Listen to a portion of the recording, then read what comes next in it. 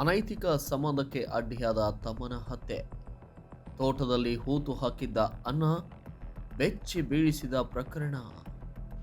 ಅಣ್ಣನ ಪತ್ನಿಯೊಂದಿಗೆ ಅನೈತಿಕ ಸಂಬಂಧ ಹೊಂದಿದ್ದ ತಮ್ಮನನ್ನ ಕೊಂದು ಶವವನ್ನ ತೋಟದಲ್ಲಿ ಹೂತು ಹಾಕಿರುವ ಘಟನೆಯೊಂದು ಶಿವಮೊಗ್ಗ ಜಿಲ್ಲೆಯ ಸೊರಬ ತಾಲೂಕಿನ ಕಾನಕೊಪ್ಪ ಗ್ರಾಮದಲ್ಲಿ ಬೆಳಕಿಗೆ ಬಂದಿದೆ.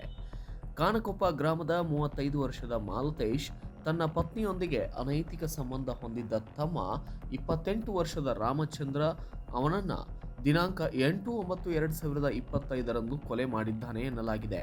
ರಾಮಚಂದ್ರ ನಾಪತ್ತೆಯಾಗಿದ್ದರಿಂದ ಕುಟುಂಬಸ್ಥರು ಆನವಟ್ಟಿ ಪೊಲೀಸ್ ಠಾಣೆಗೆ ದೂರು ನೀಡಿದ್ದರು. ಪೊಲೀಸರ ಪತ್ತೆ ಕಾರ್ಯಾಚರಣೆಯಲ್ಲೂ ಯಾವುದೇ ಸುಳಿವು ಸಿಕ್ಕಿರಲಿಲ್ಲ. ನಂತರ ತಾಯಿ ಗೌರಮ್ಮ ಅವರಿಗೆ ಮಾಲತೇಶ್ ಪತ್ನಿಯಿಂದ ಕೊಲೆ ವಿಚಾರ ತಿಳಿದು ಬಂದ ಹಿನ್ನೆಲೆಯಲ್ಲಿ ದಿನಾಂಕ 11/12/2025 ಸೊರಬ ಠಾಣೆಗೆ ದೂರು ನೀಡಿದ್ದಾರೆ.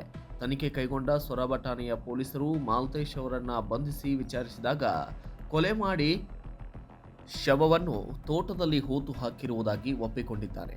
ಪೊಲೀಸರು ನ್ಯಾಯಾಲಯದ ಅನುಮತಿಯಿಂದ ಶವವನ್ನ ಹೊರತೆಗೆದು ಮರಣೋತ್ತರ ಪರೀಕ್ಷೆ ನಡೆಸಿದ್ದು ಆರೋಪಿಯನ್ನ ನ್ಯಾಯಾಂಗ ಬಂಧನಕ್ಕೆ ಒಪ್ಪಿಸಲಾಗಿದೆ.